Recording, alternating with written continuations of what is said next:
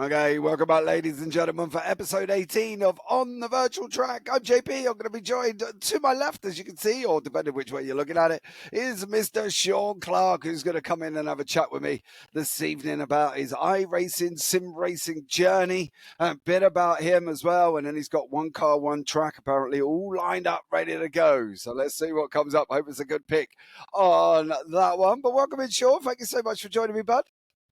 Good to see you, James. How are we? Yeah, keeping very busy at the moment with running the league and work.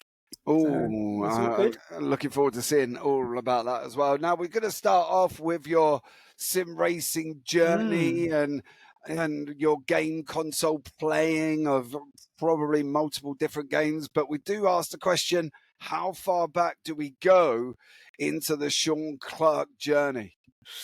If I said Clive Sinclair and ZX81, would that ring a bell? Bloody long time ago.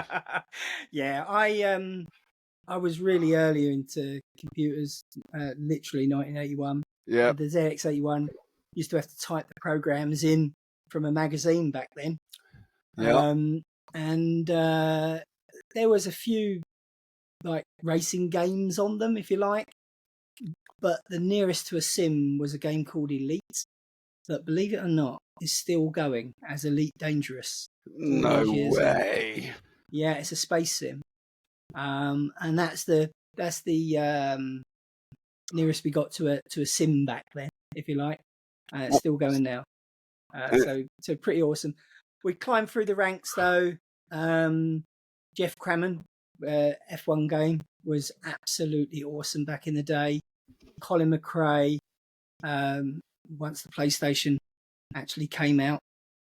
And then we, although actually way before that was literally had a little Casio programmable calculator. I used to play little F1 game on that with the left and right keys. Was that with a pixel screen? Yeah. You couldn't see nothing. You just hoped that you were looking in the right direction. You had to have a very good imagination when I was younger. Yeah, I can imagine. You think the tyre model's bad in iRacing now? Oh, it weren't too good on the Casio, I tell you. I tell you what, it's quite interesting when we talk to people because we see a lot of different things. You're probably one of the furthest ones that have gone back. To be honest with you, we've had like pole position has come up as well, where you didn't really have to brake; you just had to steer the car quick enough to get through. We had Daytona on the arcade machines has popped up as well, but ZX81. Now I'm going to share my screen because most people are not going to be aware what it looks like. Blinking hell this is. So I'm going to just share it here. So this is the ZX81. Basically, it's this little game console computer, whatever you want to call it there, and that's the Elite game that we were discussing earlier on as well. But how did you end up with a ZX81? I mean, it was the only home computer of the day, or affordable one anyway. It was about £100 or so back then, which was obviously quite a bit of money. A little expansion pack on there, which gave you, I think it was an extra 1 kilobyte of RAM, something like that. Little thermal printer you could get for them. Yeah, there's a little thermal printer on the right hand side there. The kit was 50 quid. Oh, there you go. The kit was 50 quid. Yeah.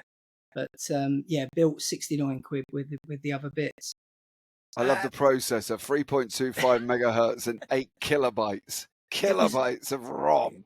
Yeah, it was a good introduction to machine code programming, which was just loads of 8-bit characters typed in, and then you had to compile it to actually play a game, and just hope there wasn't a typo in the magazine entry, which could be really annoying. Yeah, but yeah, we had one computer at school, which was a VIC. I used to play Asteroids on that at school, and because it was the 1980s, it didn't really get going. It was the era of the War Game, the movie. Yeah. And film, when you used to put your phone on the old cradle for your dial-up with your 3200 baud modem. whatever Used it to make was. the beeps at you. Beep, beep, beep, Yeah, beep, beep. yeah, quite literally. Ding, and he used to ring and do all sorts of fancy names. If anybody doesn't understand, this is old people conversation. Because and if somebody picked the phone up to use the phone, they used to cut you off, which was really Which quite annoying. really annoying. Yeah, Yeah, really, really annoying. absolutely. Not that there was loads of people to converse with online back then. No. Literally, we had a CompuServe, had a bulletin board. That was about it, I think, back in the day. Unless you were at a university. Yeah. But yeah, it was a great time because you got exposed to it all. The only problem was you didn't know what was going on halfway around the world with Microsoft and Bill Gates, and I look back now and think I really missed that shit. I think that's the thing is people often say to me what made it so great back then, and you sit there and you think, where do I start? Because there was so fucking much that made it amazing. You're being grounded was being kept in the house because your mum knew that you went out at 8:30 in the morning and didn't come home till the streetlights come on. Yeah. Or you might fly in and grab some lunch and go and meet up, and and you had to go and knock on your neighbour's door. Can Bill come out to play, please? And all of that. And then it was the start of I had a Commodore Plus 4. Yeah. Was mine, and I used to play Paperboy. Yeah, remember that one. But the thing with it was we come from an era of board games, basically. I, like a lot of my age, was really into the fantasy stuff and the wargaming stuff on the boards. And all of a sudden, you could do it on a computer, and you didn't need to wait for your mates to come round or paint loads of models. Yeah. To play the game, and it was good enough for that type of stuff back then. So it was that it was almost that fantasy realm. It helped you kick in, but like I say, you didn't have the reach of the internet, so you didn't really know what was going on the outside unless you were lucky enough, like my cousin, whose dad happened to get in with compact computers and had a little shop in the high street selling compact computers.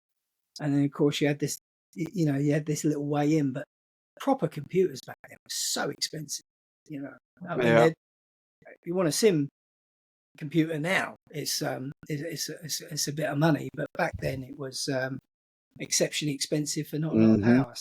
So these little precursors to the console, I suppose you call them, the ZX81, the ZX Spectrum, the Commodore 64, the Atari, all of those were precursors to your PlayStations, or you had your Mega Drives before your PlayStations. But, that was the Sega Sony battle, wasn't it? Yeah, that one as well. Absolutely. It's quite interesting because you can buy a vintage Commodore Plus 4, which is what I had, which was before the 64, and you could buy them now for £334. And did you see they just re-released a redo of the ZX Spectrum at Christmas? Was that didn't they do it in a like a smaller size though? No, I think it was a proper size, but all the gubbins inside. It was just an emulator basically, because it had virtually every ZX Spectrum game on it. Yeah, I mean, I've got an emulator for all of this stuff on the Amazon Fire Stick. I'm playing like Attic Attack on my 55-inch telly in the front room, which is quite different. Yeah. But yeah. It was just, didn't you find it though? It was just a different world. You used to play games to enjoy games. Now I listen to my sons and, don't get me wrong, I've done it, probably done it myself, where all of a sudden you're playing something, you die and you're like, what am I doing? Like, this is supposed to be fun for me to play and not go nuts over. So now I think that's where we didn't have the you had no one else to measure against really, because whilst I had like quite a few mates, I had very few mates had a computer, even wanted one. It didn't even want one back then. Skateboards and CB radios. Oh yes, we were part of the BMX crew and that's right. Going to play. You were out all day playing Smokey football. and the Bandit. Yeah, that's the thing. And putting cards in the back of the wheels and spokey dokies to make you sound like you're on a motorbike. You know, I used to get them out of cornflakes. They used to come round every now and then, and cornflakes used to have them in the cereal packets. There was, this week is spooky dokey, so you're like, Mum, go get some cornflakes, and you were there putting them in, and it made you sound like you were on a motorbike. Not that it ever did, but it was fun in the meantime. So where are we going after our ZX Spectrum days? So after those, it was really the next step up was PlayStation. Really, I never did get a computer proper till much later on. And like the first PlayStations were pretty good. Colin McRae was the kiddie back then. Really loved Colin McRae. Had a mate that was used to be a rally instructor, and my missus bought me a Thrustmaster clamp on the desk wheel with the plastic pedals, and I had that for years and years afterwards. And yeah, like every time they come around, we used to like do the time trials, and that held up quite well. But then the F1 games started coming out, and back then F1 was on BBC, so everyone could watch it, you know. And you know, so F1 was a really big thing. So when they started coming out, I can't remember who first released it. EA Games. Don't know. Precursor to EA Games or whatever. Anyway, they were the thing, and I played them both with the wheel and the controller or whatever I could play, really. It says the first F1 was 1976 by Namco. Oh, right. That would have been arcade based. Yeah, that was, and then 2020 was, it kind of went on from there, but I'm sure they come out before. There was a lot in between. Yeah, I mean, the Jeff Crammon series was excellent. It was the one with lots of mods. It was really hard to drive without any assists on. And that was quite cool. 2010. Yeah, sounds about right. I think maybe might be the first one. I had kids in between then, so they sort of got in the way. Yeah, I think everybody at some point has touched the F1 series. Yeah. Now, whether or not they've gone full hardcore mode and not had the racing line on, or driven it on a steering wheel, I remember playing mine on the controller. Yeah, exactly. X to go, and I think it was square or O to brake. I think, and that's the thing. I think I'm finding that everybody we're talking to, or I've spoken to, we're 18 people in now. They've all touched F1 in a way, but it's the diversion from F1 that then becomes very, very interesting, because you then decide which way you're going to go from that. So for me, it was the online bit that started to do it. So in between my journey of sim racing, I got really into Counter-Strike.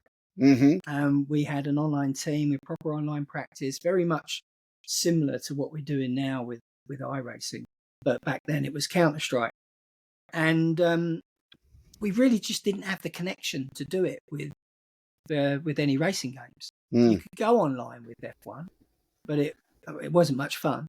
Oh, it was horrible. Sean. It was horrible. Yeah.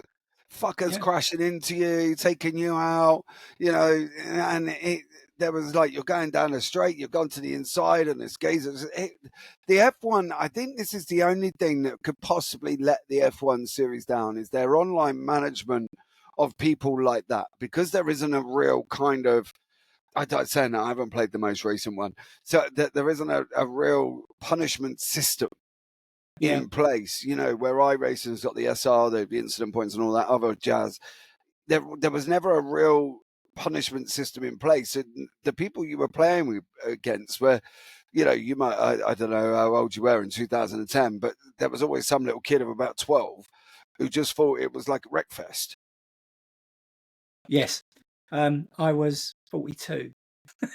In 2010? Yeah. Fuck me, I was 32. Yeah. So yeah, it was exactly that, and it just wasn't a thing, and you're just happy enough to go around the tracks that you were seeing on the telly. and that was about it.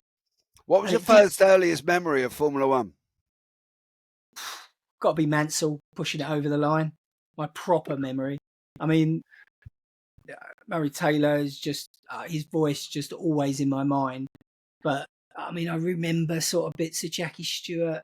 Jim Clark's my hero, Mm. but you know, I never saw him race.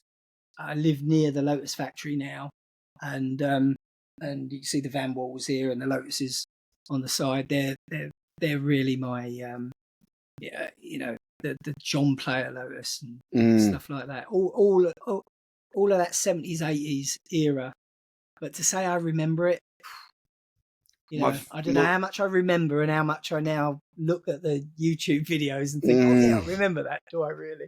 It was 1986 and I stayed up. I went to bed and I got up bloody early to watch the Australian Grand Prix. And I remember Mansell taking the win there as well. We grabbed pole position in qualifying at the same time. And that was, he was your hero. He was the man for the UK. You know, he was in the Williams and that was my first early memory because my dad woke me up as well. Because I was like, we're going to watch the Australian Grand Prix. He was like, yeah, I'll wake you up. Because my dad used to be into it. And I say used to because he's not now. He doesn't really care much for it. But he woke me up and we were downstairs and I was laying on the floor in front of the TV that was the size of a house. It was just like that massive. And then the back was 3 feet big. And sitting there watching Mansell Australia. That was my first early memory of it as well. And he took the win, which made it even more sweeter. But it was, it was definitely an early morning. Yeah, so like nobody else in my family was really interested at all in motor racing of any sort. I mean, I used to go over the fields on my own and watch the grass track when it came round on the series near us and stuff like that. But nobody else was bothered. So it was sort of dipping in and out. I always loved it, but you know, I wasn't a card collector, shall we say? I didn't know all the stats. I just knew all these British guys that kept racing these fast cars, and I thought it was brilliant then, and I think it's brilliant now. When I look at F1 now, and I look at Lando, Hamilton, Behrman, it's just amazing. These guys, even Ollie's brother is racing in F2, F3 now. There's just so many British guys and girls. I mean, look at the blinking like the academy. Yeah, it's just absolutely brilliant, and I think it's amazing because British motor racing has always been the pinnacle, going back to the days of Bentley and the 24-hour Le Mans. And long may it continue. And I don't give a damn who they race for. They're British drivers. Yeah, I think it's interesting actually because I've just brought up the results from the Australian Grand Prix and Mansell did win by 3 tenths over Piquet and both of them in the Williams. Senna was third in the Lotus and Alain Prost was fourth in McLaren. Now, obviously, when you look back through the names and saying about Mansell and Prost, they were both at the Goodwood Festival of Speed, and you know I didn't get to meet them, but obviously that my son took a picture of Prost, and I tried to zoom in on the balcony to get one of Nigel Mansell. But boy, oh boy, is he looking full Santa beard at the moment? I can imagine he is well old. But names that come to mind that were always that they were British, but they were never in teams that allowed them to even get remotely forward. Now, some of the names you might pick up on: Martin Brundle. Sitting there in the Tyrrell Renault. Derek Warwick was in the Brabham BMW, and Jonathan Palmer was in the Zaxby's. Palmer, yeah. And they were always, as much as you wanted them to do well, they were never in a team that kind of allowed them to do well. Everybody back then, 80s, early 90s, was Mansell. And it was Mansell's this and Mansell's that. And Mansell's going to do it. Even when he went to IndyCar, most people still cheered him on. But you always had the drivers in between. Now, there's one that's popped up on the list I'd never heard of, was Johnny Dumfries, apparently. Okay. I'd never heard of him either. But Warwick, Palmer, and Brundle, and even Blundell, because Yeah. that was quite interesting. Listening to Murray Walker turn around and get Blundell and Brundle all mixed up.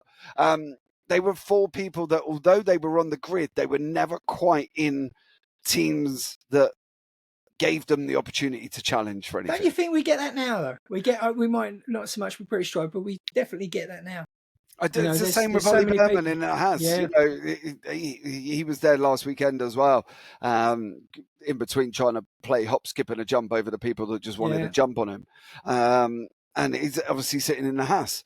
And you hope the likes of people like that don't end up along the same paths as the Warwicks, the Palmers, the Brundles. Yeah. But if you read, I don't know if you're much of a reader, but if you read like Mansell's book, Jenson Button's book, what's his name from Touring Cars, How Not to Be a Racing Driver was his book. If you read their books, they all talk about the struggle to actually get there and leverage it in, and it's never about being the best driver. Or it's not so much about being the best driver. About being a good negotiator. Yeah. Being able to get people on board and to sponsorship and money. Mm-hmm. And it is a shame. It is a shame, but it's that skill set. James Baldwin of Modern Era is a good example of that. He won that sim racing academy thing that got him in a real GT3 car.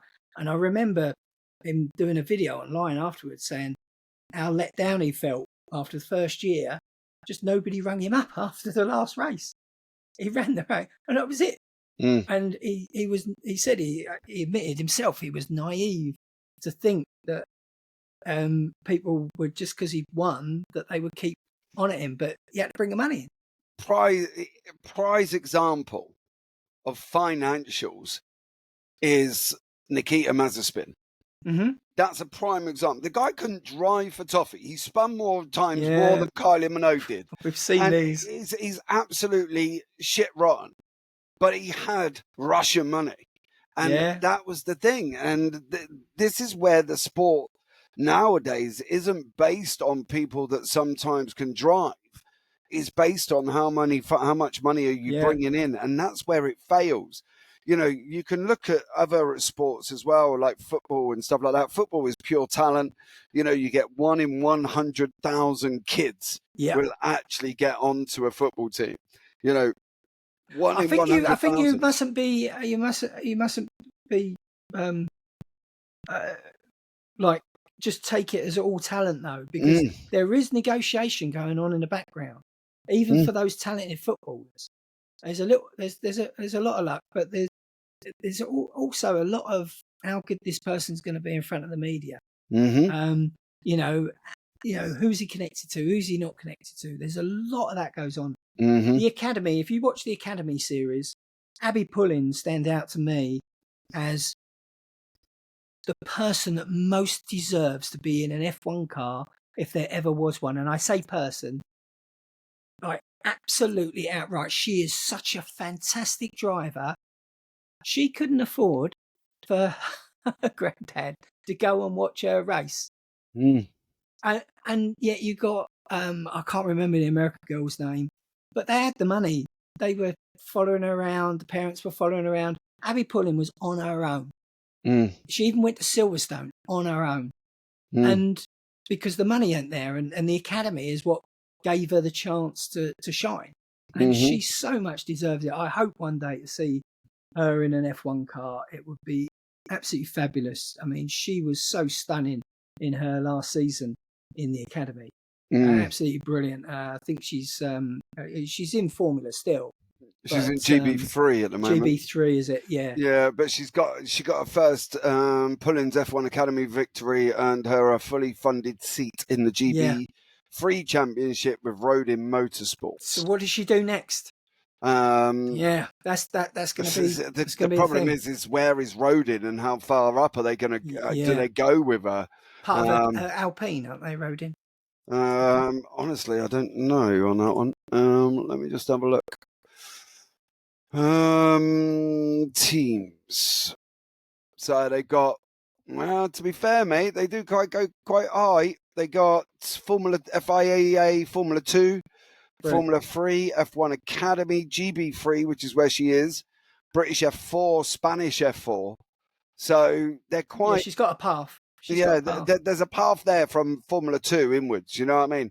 And I think this is where a lot of good drivers go by the wayside, and a lot of experienced drivers go by the wayside as well. And I think that we could sit back and, to be honest, we could be here all day and declare that, you know, this needs to change, that needs to change. But even doing what I do anyway, you find it's a very mates world. Yeah. You know, Yeah. and unless you're recommended by Bob's Uncle Bill, who works for Fred down at GB, who does something else at Silverstone with Bobby and Danny, who you've never even heard of, you ain't going to get in. And that's what I mean. That's what I've found a lot of the time over the last 3 years I've been doing it, because I've obviously applied for outside IRL commentary. And, you know, the situation is that kind of scenario. I had one agency ring me up, we really like what you're doing, but we want you to travel to the other side of the country without claiming fuel. And you're like, hold on a minute. No, because it's breaking down like my whole day, resulted in about £4.50 an hour. And I was like, no. And then you get discarded and you never get rung up again. And it's the same in that motorsport industry, that it is very mates orientated. And again, I don't think, I think it's more magnified in motorsports, but I think it's the same in lots and lots of things. I mean, even in my business that I do in the real world, you know, that I run for a living, I know lots of people who have got on further than me in what I do, and I do quite well and have done quite well. And a lot of that, just you look at it and you think, God, that bit of luck they've had, or who they met there and who they got connected with, and they managed to get that account. And then the next thing was that account led to that account. And, you know, and you see it in all different sectors all of the time. And the biggest thing is, I truly believe, is you just got to keep going. Keep pushing and pushing and pushing. And, you know, if you look at Mansell, he put a second mortgage. His wife at the time agreed, we're going to mortgage the house. And you take those risks and you do those things, and 99% of people, they lose the house and they don't make it. But unless you take those risks, and it happens all over. And you know, in the world, there's enough people that don't take the risks. So we've still got people working on farms, luckily, providing us with food, or working in garages and fixing their cars. Because if we were all like that. That's the thing. I think a lot of the time it is that challenging situation, as we've digressed massively away from the sim racing journey, you know, and you've got to take the risk, and you've got to see and put yourself out there and see what happens. But from F1, where did we end up going into iRacing? So many must have done this. It was the COVID era. All the F1 guys, they're racing online. Where are they racing online? They were racing online. I kicked myself, having been in on the computer side for so long. I didn't even know iRacing existed. Didn't even know it was a thing. No, me neither. And when I saw it, I was like, oh my God. And it wasn't, oh my God, formula. Like, it was, oh my God, there's all these people playing online and racing together online. This is what it's about. It's not about running around, sitting in the front room on your pad and just on your own. It's actually get in and take part. I can actually be a racing driver. So yeah, it was seeing the likes of Lando Norris. I think it was Norris I saw first of all. Yeah. One of his videos, he was mucking about with Sainz. I think it was him and Sainz, was it? Or Checo? Can't remember. One of the two. They were peeing about. Anyway, and that's how I've transitioned in 2021 onto iRacing. And I remember I tried out the Formula Vs, obviously being an open wheel Formula One fan. I was like, I can't drive these bloody things.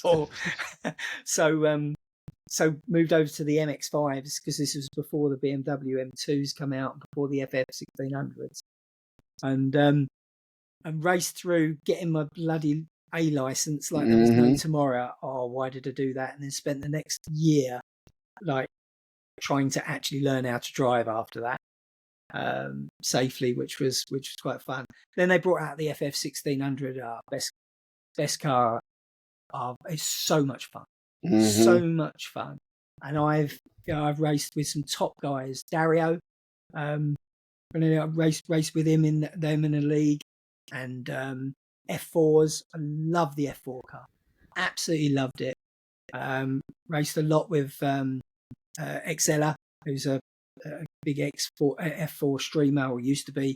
He does a bit of promotion for Williams now, and raced with those guys who were way above my skill level, but it was really good fun, and in VR, because I didn't have the setup I got now, so I had a VR headset and Formula cars in VR, best experience ever. Stuff what anyone says, absolutely awesome once you got it dialed.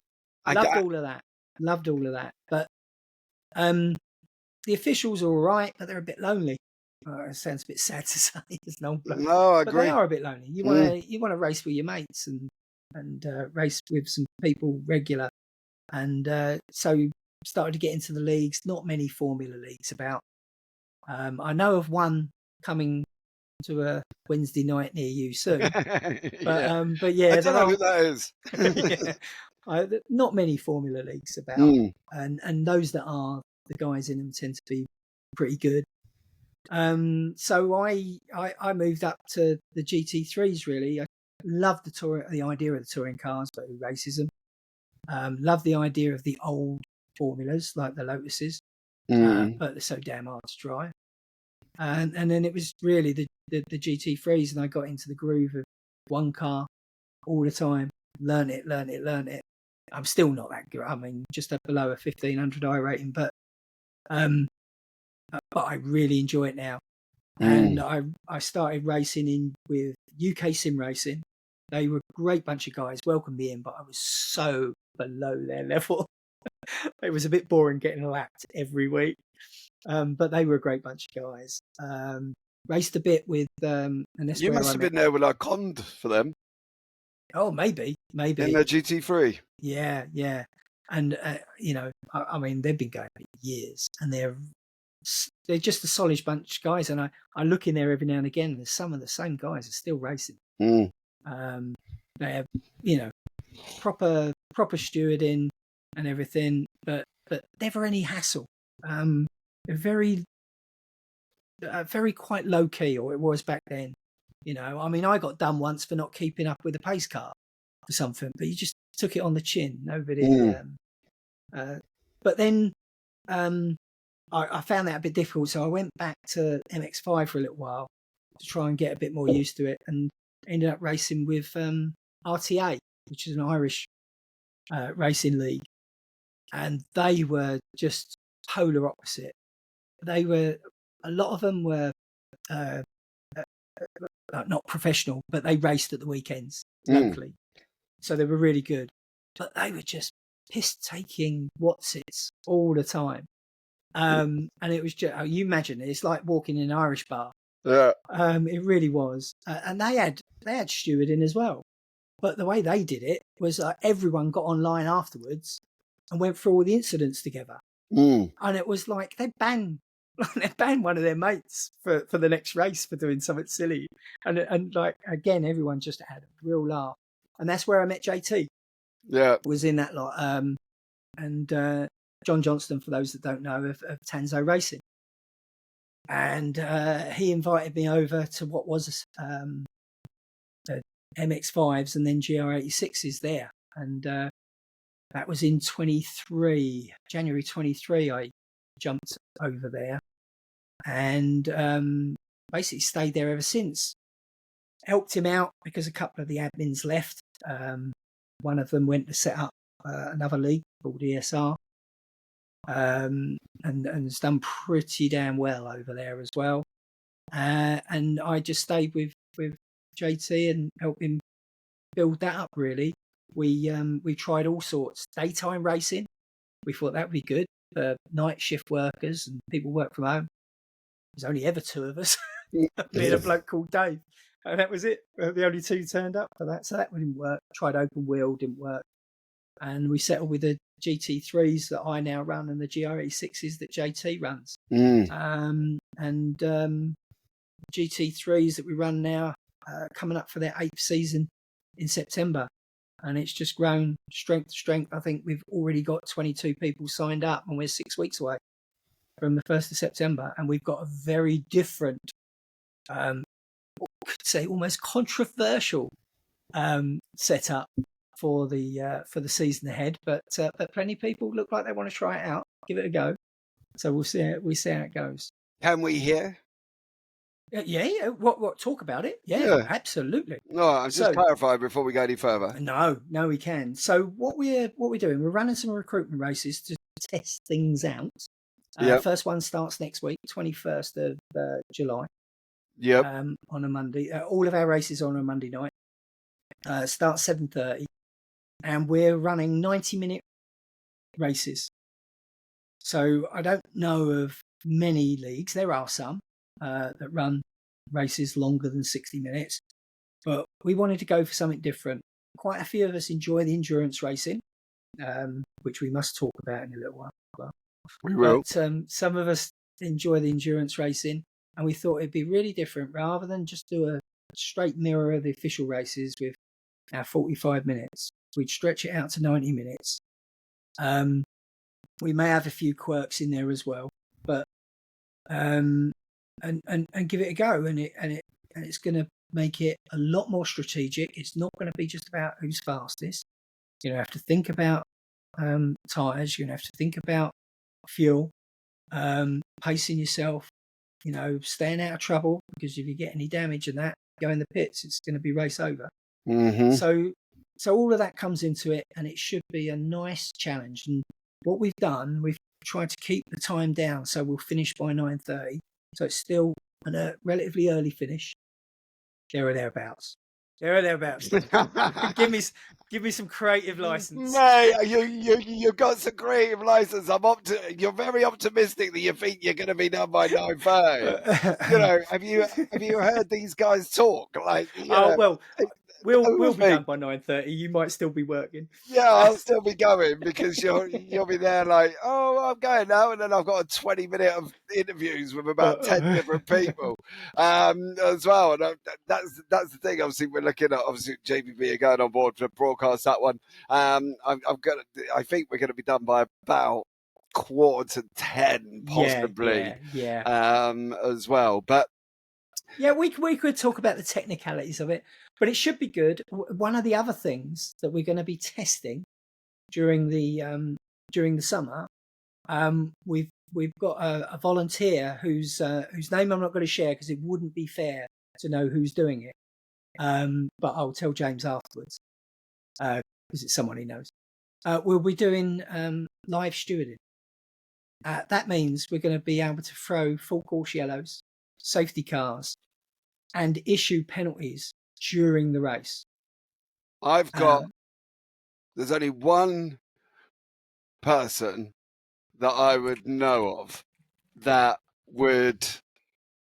Oh, dude! James has just found out who it is. The first one I suggested. Now I'm going to tell you, because I don't know if anybody's come across Steve Burns.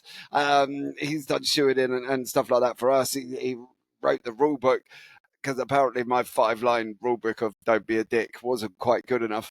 So he wrote me like a 32-page essay rule book on rules, but. I'm gonna see how that one goes. Well, it's up for testing. That's all I will say. A certain person has the software to do it.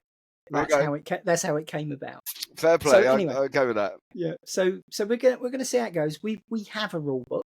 We have the penalty. They were already mapped out anyway. All the penalties. I mean, the easiest thing for people to do, if you're interested, is go over to tanzoracing.co.uk. That's our website, and then I'll put the link down in the then all description the below. link, then you can join the Discord and everything from there. Mm-hmm. But yeah, so we're going to test that out, which should be good for. I mean, I've never been in a race online with a full course yellow. That should be really, really interesting, or a safety car. I agree. I think it's going to be interesting. And please, this is just my opinion. I've been. Where are we now on the JPB YouTube channel? With 2,100 videos in, and I'm probably on 1,900 of them. I think with full course yellows and things like that, they're great ideas, and if they're executed in a proper way, they are absolutely amazing. And don't get me wrong, the thing with the stewarding side of things is going to be quite interesting as well, because there's a level of consistency that has to be kept. If you do one incident and you get another one that looks exactly the same, it needs to be the same punishment. Which I don't know.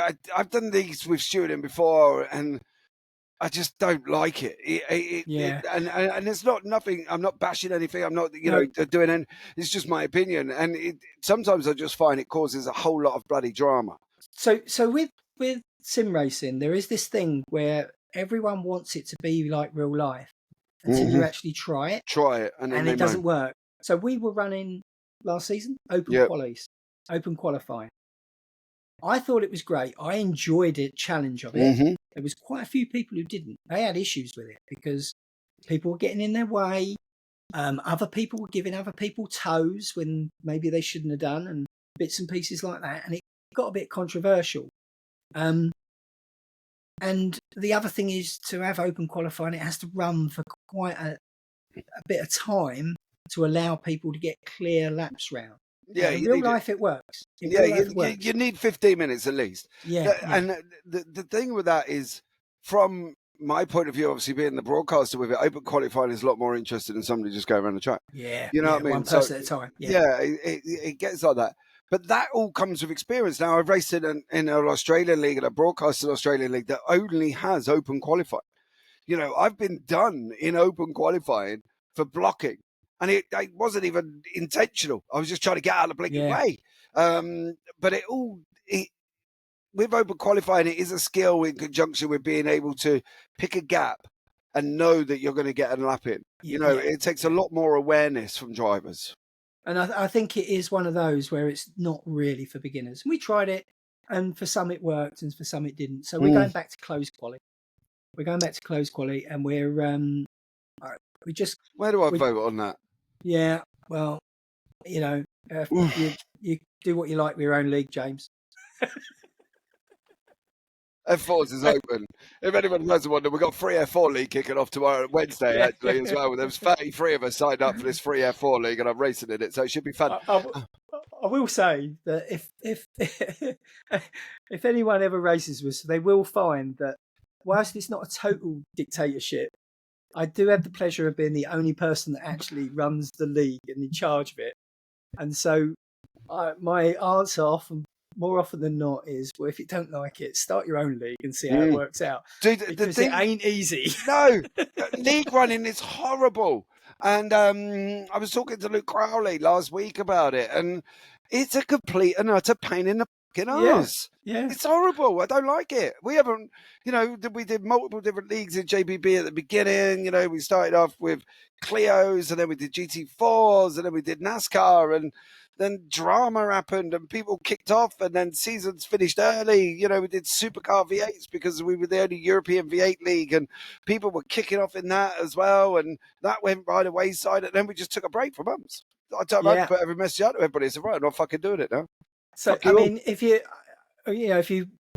want to see a glutton for punishment, it's got to be JT, who formed Tenzo Racing back in 2018.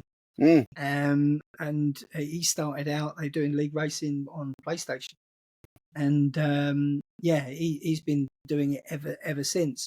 But it can be thankless. But then, like this season, what I found is there's so many people that have said thank you, and really enjoyed ourselves. And they not agree.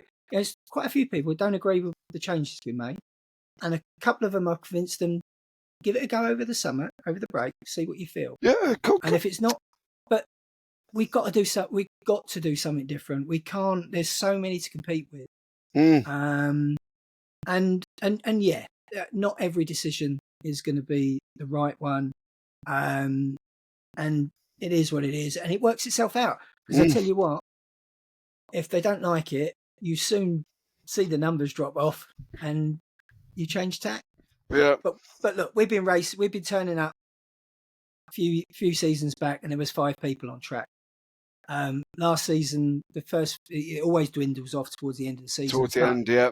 But at the beginning of the season, there was 35 on track. Yeah, the God 30 of us. 30 and of you. like I say, we've got 22 signed up already, and we're still 6 weeks away. So we shall see how it pans out, really. I think it's going to be an interesting challenge for some of them as well, and I think that I'm looking forward to seeing how it goes, and that's the thing. I think, as you said, if you want to get yourselves involved, I will post a link down below, and you can get yourselves involved in it as well. Can I just say, it is free. We have a we have a benefactor who has quite kindly put up the money for us to run the season, at least one season, completely free, so everyone can take part. Still be prizes. JP still getting paid. I'm pleased. I don't know why I'm pleased about that. You know what I mean? That's always a good start when people tell me I'm going to get paid for a job. That's the thing. I will need logos of that then, because obviously I'm going to need to put them on, and some information about whoever is coming out of bringing this in as well. But there's, for me, I think league racing is always better than driving in officials. You have your mates, and I think that's the thing. The runners and the owners, well, guys, you need to be on your fucking knees, bending down, saying, "Hey, pray," because they're the ones that put the effort into it. And I think this season could be really, really good, and I'm looking forward to it. Last season was epic. The numbers going up as well was absolutely amazing, and the quality of drivers had gone through the ranks and come up, and as well. Poor old Harry Hartley-Price, the season before champion. I think he finished second, didn't he, as well in this one, because a couple of people dropped out as well, the likes of Matty Hoyland and that as well. So I think it's going to be really, really interesting and really, really exciting, and I'm really looking forward to seeing how it goes for you guys over at Tanzo and seeing how it grows, because I think that's going to be the big moment, isn't it? That will be your deciding factor. It will, and then we'll see after season 8. We'll see from there, see what worked, see what didn't work, and then hopefully we can agree a format that we can stick with for a few seasons after that everyone can get used to again. But like you've just alluded to, noticing so many people improving, and I'm not being bullish here, but I was one of them. I actually won Daytona, and I cannot believe it. It was just, I think I got in the lead with 22 minutes to go, and I was absolutely shitting myself every lap. Don't lose it. Don't lose it. Don't lose it. Don't go round. Don't go round. Don't go round. Please don't fucking go round. But there was a lot. There was a lot of massive improvements. There was a huge amount of improvements this season. What were Tim and Mike? Tim and Mike. I mean, Mike was he was always up there. How he did not get in the podium positions at the end of the standings is beyond me. Because I just deserved. He did so well. You've got James Moore's going to be interesting if you can get him on board next season in the pros. The likes of Michael Gray, if he's coming back as well, that's going to be an interesting one. For me, it was the likes of Andy White, who made massive gains as well. Peter Duke had even improved. Jared Love, how hard it was coming up from the AMS last season. The boy Connor Pink, of course, recent father with baby Axel. Me and him were DMing backwards and forwards, and it was just like, I can't believe how fucking hard this is. I can't believe that I can't get near the front, and that's the thing. There's so many people that I'm looking forward to. The previous season, Jared and Connor had gone up into pros because they were beating most of the pros from the AMS. They'd gone up, and then all of a sudden, all these new drivers come in and literally wipe the fucking floor with them. They're like Michael Gray was there, Jean McLuhan, Matty Hoyland. I'm reading the names out now. Harry Gaylor, Ben Altria. You know, they'd all come into the league. Now, And it was absolutely there's a few of them that won't be racing with us next season for other commitments and other reasons, like Connor, for example. But yeah, there's also some new people coming in because we're doing the longer stint. So yeah, it will be interesting yet again to see how it holds up. But I'm looking forward to it, and it's a pleasure to actually run when it's like this. Oh, dude, you ain't even half a touching on what's going to happen this season. Now you've got little stewarding going on. Well, that's the thing. We've never had that before. I'll talk to you after the season end. We'll do another one and then tell me if it's still a fucking pleasure. Because I can guarantee you it's going to, there's going to be fireworks. To be fair, even this season, I had to have quiet words with people in the background every now and again. It wasn't all plain sailing. And that was even more awkward because you're trying to, I don't want to lose the numbers. So I don't want to have a go too much, but I've got to wrap some knuckles because some naughty stuff. And you're playing devil's advocate quite a bit. I'd like to point out, ladies and gentlemen, for once that actually wasn't me. Okay, I didn't end up in the fucking. Didn't do a lot wrong, did you? No, I don't. Well, I didn't do a lot wrong. A couple of times, fucking thing, but I never wasn't ended up in the Stewart room. Just to let you know, I have been there for other leagues as well to explain my comments, but I didn't do it for this one. So there we go. And fuck me, we're almost 9 minutes away from the hour, Mr. Clark. Fucking hell. That's right. That's buddying on here. Well, we've got to mention the elephant in the room, surely. Okay, please. Go on. I had a little race at the weekend.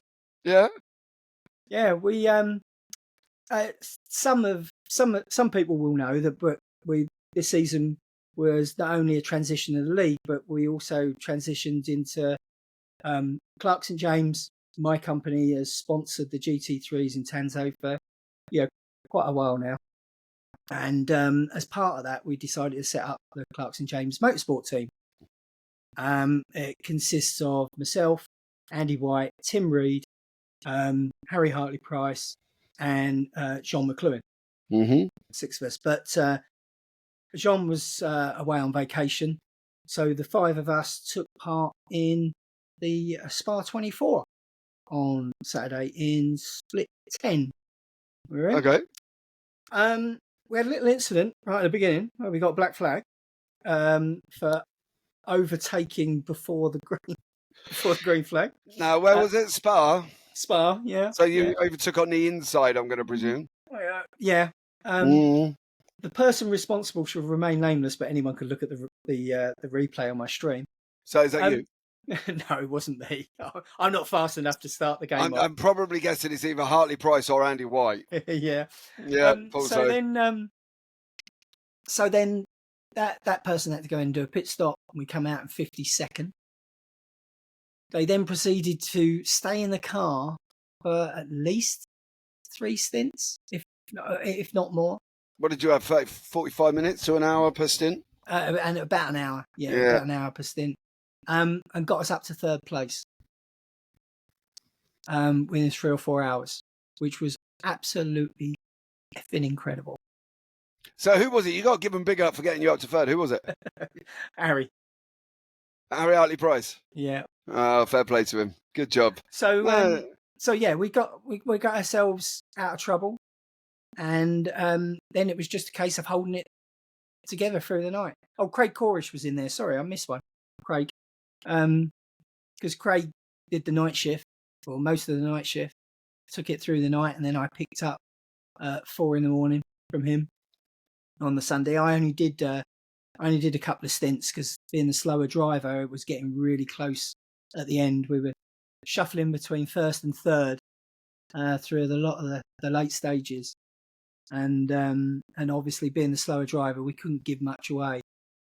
So then Craig, Andy, and Tim basically took it to the line. Craig took it over the line 6 seconds ahead of 2nd place after 24 hours. So you won. We won. Good job, mate. Well done. Our first ever 24 and Clarkson James. Well, yeah, as Clarkson James Motorsports, and our first ever endurance trophy in our first ever endurance race, which is So you got brilliant. your certificate? Probably, yeah. I've So still got mine to print out for my MX500 win, to be honest, as well. But no, it does feel good when you do something like that and take the victory. And when it's you a know, team game yeah, and you practice so much, and it's a 24-hour stint, it's a bit mm, different from a couple of hours on a Saturday. yeah, I fully Um, agree with you. I think it feels good when you do something like that as well, to be blatantly honest. It's great to bring everybody together that's been there and that relief of going over the line at the end as well, where you're sitting there like, fuck yeah, we did. You know what I mean? After all of this effort, after all of this time, you took the victory, and fair play to you, dude. It's an amazing feeling, and you guys should be proud of yourself for doing that at the same time. Do you know what I mean? yeah. I mean, it is just incredible, and there was so many places where it could have gone wrong, and the key thing was we stayed out of trouble. Mm. We're very low on the incident points, and most of the incident points were when we were trying to make up those places from the Is back. that when you were in the car? No, I only got 3 incident points in my 2 hours. Oh, go on, Let's start. sunshine. It's not bad Nice. for a 1500 I rating No, I driver, is it? fucking Old agree with bloke. you. I agree. Come on. I won't even tell you what mine is, but then again, we'll discuss that after as well. Final part from us Yes. then. We haven't really touched on the personals because we've had so much going on, so I'm not really too worried about that. To be blatantly honest, one car, one track. Well, I'll do the track first, and Go on, then then. I'll explain. So it's got to be Brooklands. If I could have anything, it would be Brooklands in iRacing. Why? Because then I could race the Type Union C around Brooklands, Right. Hold which on. is one awesome car. I've got a lot of tabs going on at the moment. I've been flicking open quite a few here while we've been talking. So we're talking Brooklands. Yeah. So as I said before, I have an affiliation with the older cars, Lotus and everything like that. Brooklands is a pre-war track, 1907. Is it Yeah, it says broke in 1906, 1907. opened in 1907, closed in 1939. Yeah, all the war, they use War it as an kicked in. airfield and stuff like that. But yeah, they did a 24-hour race in 1907, and it's just a classic. Now you can race this track on Assetto Corsa. Somebody has kindly done a mod, and it's awesome. It's got big old banking, a bit sort of Daytona style banking on it. But you've got to do it in an old pre-war car, and the best one is the V16 6-litre Auto Union C. Who? Auto Union. Oh, Audi. okay. Audi, basically. Audi from the 1930s. Let's have a look. Oh, I'm looking on the wrong screen, controlling my mouse. This one? Yeah. Oh, dude, I saw one of them at the Festival of Speed. Absolutely brilliant. It's loud, mean. And I'm sure it was there. Somebody has also done a mod of that on Assetto Corsa. Let me mute that a minute. Sorry, I didn't expect that. This is some of the video footage. Oh, yeah, there you go. Video footage at Festival of Speed. That was in 2018. I'm sure it was there last time as well, to be blatantly honest with you. It's so that will be a mock-up one that will been sort of remade, because they all got basically taken to bits in the war and bits and pieces used off them. So there isn't any originals. But it's a loud beast. 226 miles an hour, I want to say, top speed. No brakes. 258. Yeah. 258. Oh, right. 520 brake horsepower. 258 miles an hour. What is it? Nearly a ton, or is it? I can't see the weight up there, to be honest with you. But okay. Yeah. Why? Yeah, nearly a ton. Why? Because it's just original, dirty old race car that needs skill to drive. Like I say, it's got very little brakes, so you really have to think about driving it. It's mean. You get the whole feel of the car. Now you do this in VR on Assetto Corsa, and you'll know why. I was literally laughing my head off driving that around, and my missus thought I was mad. She thinks I'm mad anyway. Honestly, it's a beast, absolute beast, and so much fun to drive. All Yeah, right. that's why. Yeah, that's Fair my. play to you. That's the car, and there's the track. Well, why not, dude? Why not? You know what I mean? Put it there. Let's see if we get. I'll speak to some modders I know to do a set of course and see if we can get it up and running for a season. That would be an interesting one. Cool. Yeah, I'm not sure you want too many of them on the track. No, but it'll be fun, won't it? Sod it. That's what I say. You know what I mean? Give it a go here as well. So, what's the plans coming up for you now? Obviously, you got GT3s kicking off. What's the plans after that, or coming up during that? Well, we're gonna. We've got the Indy 6 hour, so the first 2 races are going to run the season. Then we've got the Indy 6 hour, and then we've got Petit Le Mans for the team. Oh, Petit so Le Mans. Petit Le Mans as well. That will be part of our endurance team efforts. But the big one is going to be next year. Will be the Daytona 24. Yeah. And I'll do the Raw. I always do the Raw, so I'll give that a go. I'll do the MX500 for you. I love spinning around the MX500 around Martinsville. I'm going back this year to defend my title. I didn't realise I was actually in split 10 for the MX500. But to be honest, I didn't really give a shit what split I was in. To be fair, I just enjoyed going around the MX5. No, I got to say, it's exactly that, really. When I do officials, I don't give a damn where I am.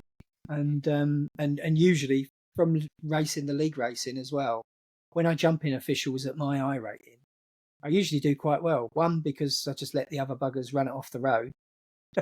and 2, you learn quite a bit from racing with the same people each week. And you sat down with me at my little lonely level. Yeah, you know well, exactly that. You haven't got the fast buggers to contend with so much. Well, that's the thing. I think sometimes people need to look at it and realise that this kind of racing is supposed to be fun. Yes. And that's the thing. It's supposed to be fun. It's supposed to be enjoyable. And this is probably my biggest iRacing career win. MX5, yeah. I've got one of them for MX5 as well. Yeah, MX500 fixed 2024 season 3 Cup 16 me. And that's probably my biggest moment. And people don't understand that, dude. I think people really need to relax a little bit. You know, you're not going to change the world. You ain't going to get world peace. So try and sit back and enjoy yourself. But Sean, it's been an absolute pleasure having a conversation with you. You're the first one we've gone over an hour with. You know. I've only been invited back then. Yeah, well, I feel we could be here for another fucking hour, mate, to be blatantly honest with you. I find it fascinating. And this is where it's all going to be very interesting coming up as well, because we've got some interesting drivers coming up next time out. I'm saying that I should really bring the fucking calendar up before I start, to be blatantly honest with you. Yeah, I know. I am shit. We got Jack Ashton next week.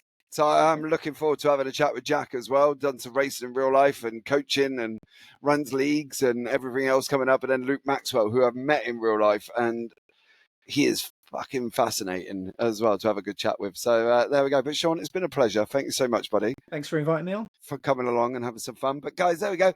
That will be out on YouTube on the 22nd as well, which is next week from the date that it's been recording. You can just go and see Luke Crowley's has just been launched on Spotify and on YouTube, so you can go and check them out there as well. But as if you want to get yourselves involved, link will be down in the description below on both Spotify and on YouTube, and we'll post the link for the Tanzo Racing Group website on there as well. But thanks so much for joining me. I've been JP. I've been your host alongside Sean Clark. It's been a pleasure. And as always, take care and enjoy yourself for this evening.